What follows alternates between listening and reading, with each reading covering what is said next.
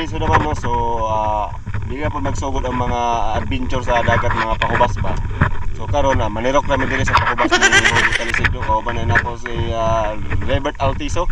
Manalamang makasud ani ba. Dagat bis na mapor kay sab. So ayan, mamaya abang-abangan nyo, nagpurong ko mga idol no, kay madaot akong kuan, akong make up ba.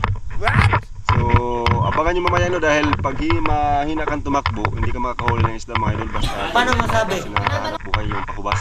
So let's go! At dito na mga idol no, naka-ready na sila ni Gary at Rogin para aryahan yung nakita nilang isda. Simple kailangan i-timing yan no. Hanggang sa ayan, magsimula na silang takbo at palibutan ng lambat yung isda na nakita nila. So napakadaming isda na huli nila, isang area ng mga idol.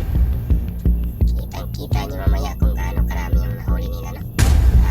Itong isda na nga pala nakakadalasan nahuli dito ay isdang katambak.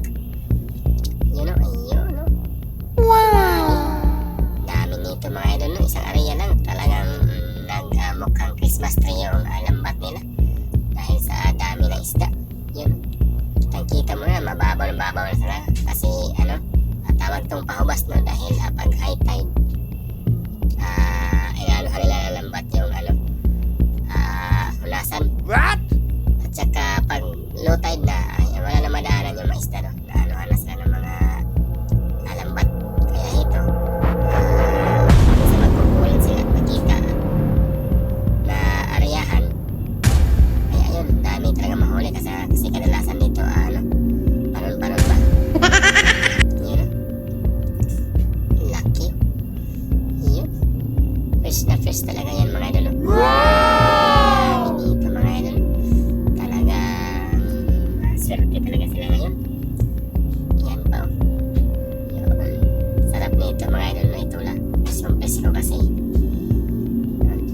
dito lang yan makikita nyo sa amin dito sa Bislig City. Surigao del Sur, daming isda yan oh. Tingnan nyo mga idol, parang Christmas tree lang. O diba? So mga idol, kung nagustuhan nyo ang video na to, pag-like and share at abangan nyo ang